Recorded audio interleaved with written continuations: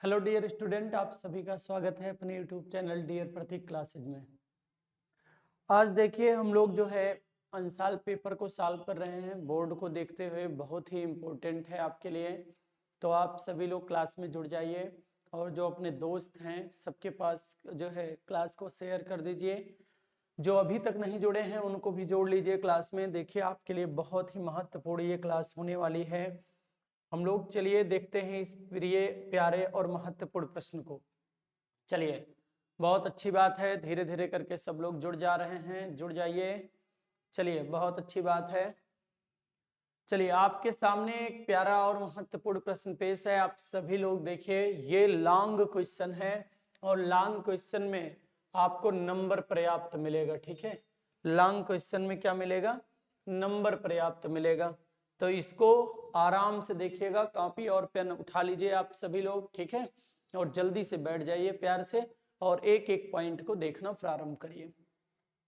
कह रहा है कोई तंबू एक बेलन के आकार का है। कोई तंबू है वो बेलन के आकार का है। एक आप बेलन बना लीजिए, ठीक है, और ये कोई आपका क्या है? तंबू है जिस पर एक शंकु अध्यारोपित है। इसके ऊपर क्या रखी गई है? एक शंकु रख दी गई है। और कह रहा है यदि बेलनाकार भाग की ऊंचाई और व्यास, बेलनाकार जो भाग है इसकी ऊंचाई क्या दिया गया मुझे दिया गया 2.1, इसकी ऊंचाई है 2.1 और व्यास मुझे दिया गया 4। तो व्यास दिया गया 4 तो त्रिज्या हो जाएगी 2। त्रिज्या कितनी हो जाएगी? त्रिज्या हो जाएगी 2। ठीक है,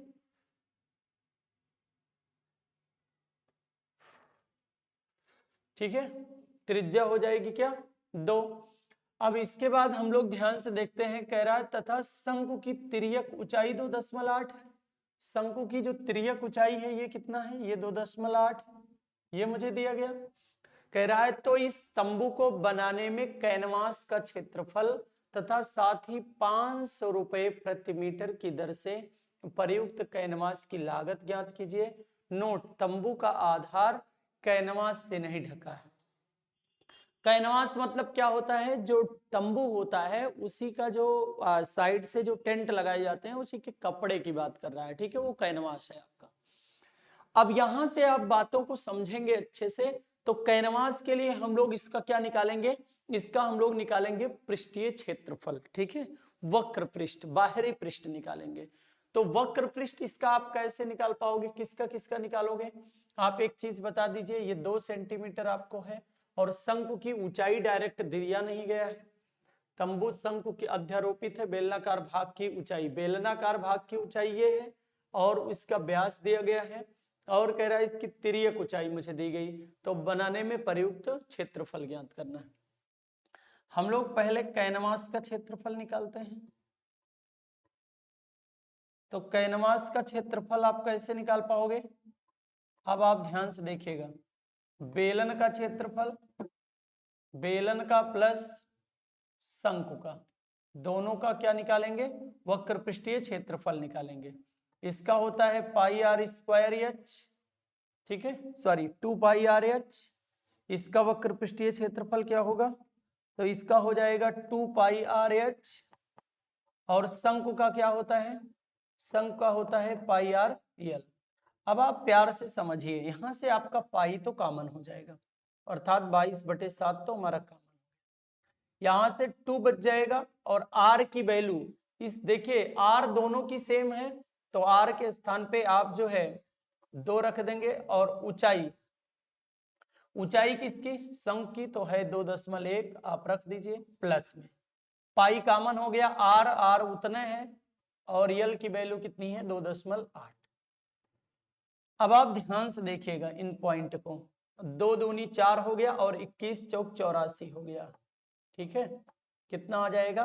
21 चौक 84 मतलब 8.4 प्लस ये हो जाएगा 28 दूनाई 56 अर्थात 5.6 आ जाएगा। ठीक है, 5.6 आ जाएगा। अब आप यहां से देखिएगा 22/7 वैसे ही रह जाएगा।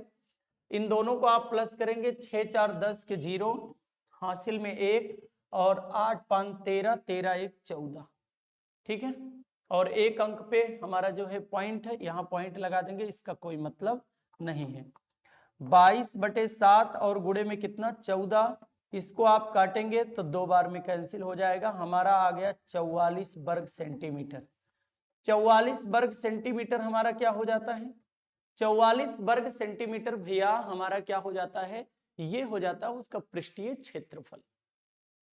अभी कह रहा है कि साथ ही 500 रुपए वर्ग मीटर, अच्छा सॉरी ये वर्ग मीटर है तो सेंटीमीटर नहीं, ये क्या हो गया वर्ग मीटर, क्योंकि मुझे क्या दिया गया है मीटर दिया गया है, तो ये वर्ग मीटर है।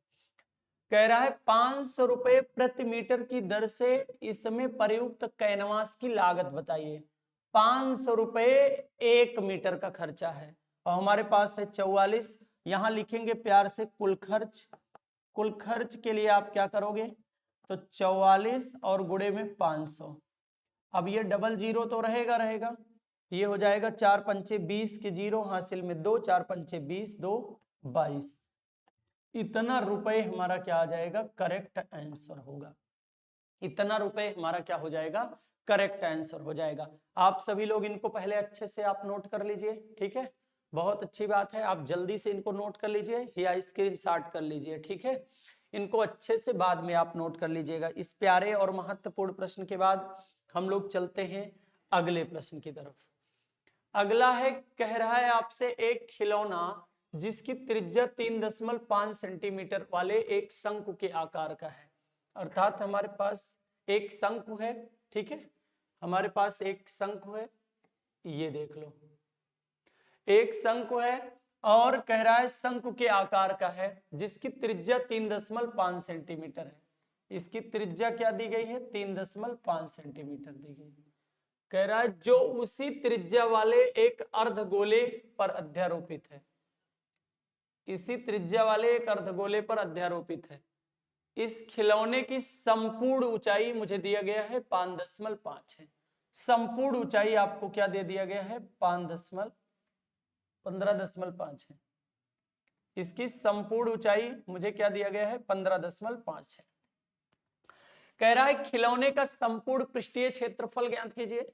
इसका मुझे संपूर्ण पृष्ठीय क्षेत्रफल बताना है, तो आप ध्यान से देखिएगा। संपूर्ण पृष्ठीय क्षेत्रफल के लिए हम लोग क्या करेंगे, पहले हम लोग निकालते हैं अर्धगोले का पृष्ठीय क्षेत्रफल और उसके बाद हम लोग निकालते हैं किसका, हम लोग निकालेंगे शंकु का पृष्ठीय क्षेत्रफल, ठीक है।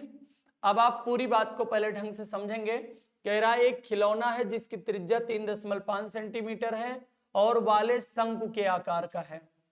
इसकी त्रिज्या 3.5, वो उसी त्रिज्या के एक अर्धगोले पर अध्यारोपित है 3.5 वाले पे। खिलौने की संपूर्ण ऊंचाई, संपूर्ण ऊंचाई मुझे दे दिया गया ये है। अब आप बताइए इसमें से 3.5 ये भी होगा, अगर ये भी त्रिज्या है, ये भी 3.5 इसी में सम्मिलित है, तो 3.5 आप घटा देंगे तो इतना कितना बच जाएगा, ये आ जाएगा 12 सेंटीमीटर, ठीक है, ये 12 सेंटीमीटर आ गया।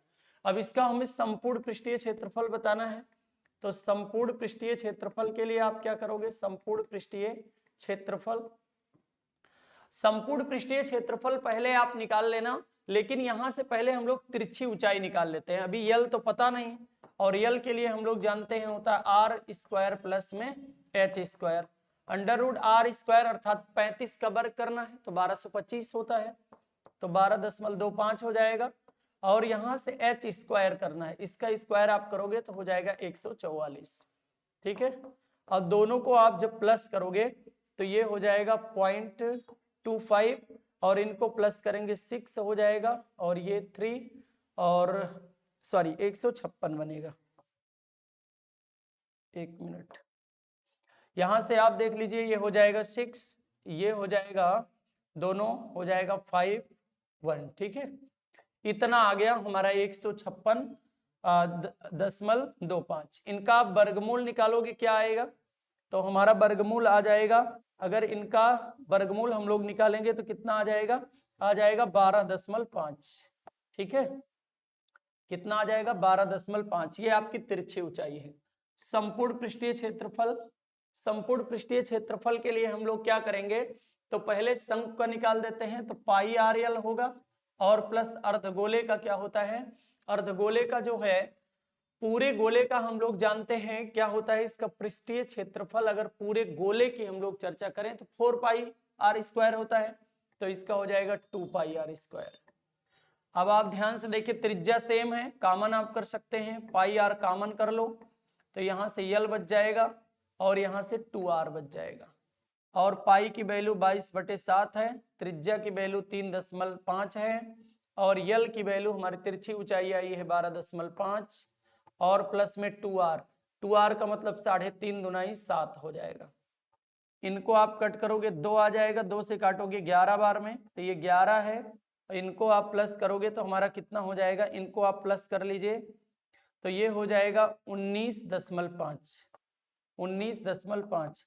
तो 11 पचे 55 के 5 आ गया, 11 9 99 और 99 5 104, और आपका आ जाएगा 104 के 4 लिखेंगे हम लोग, 104 के 4 लिखेंगे, 10 बच गया, 11 1 11, 11 10 21 हो जाएगा। और पॉइंट आप कहाँ लगाएंगे, तो पॉइंट हमारा एक अंक पे है, अर्थात कितना हमारा आंसर आ जाएगा 214.5। संपूर्ण पृष्ठीय क्षेत्रफल ज्ञात करना था, 214.5 जो है हमारा करेक्ट आंसर हो जाएगा। ठीक है, 214.5 हमारा क्या हो जाएगा, करेक्ट हो जाएगा। इस प्यारे और महत्वपूर्ण प्रश्न के बाद सर जी कितना, चलिए एक प्रश्न आप सभी लोग होमवर्क करेंगे, ठीक है, इसको आप सभी लोग होमवर्क में करिए, इसको आप सभी लोग होमवर्क में करिए, और इसका जवाब आप सभी लोग कमेंट बॉक्स में दीजिए। ठीक है, इन्हीं प्यारे प्रश्नों के साथ हम लोग मिलेंगे एक दूसरे प्यारे और महत्वपूर्ण क्लास में। तब तक के लिए आप सभी लोग स्वस्थ रहें, मस्त रहें और व्यस्त रहें। बहुत बहुत धन्यवाद।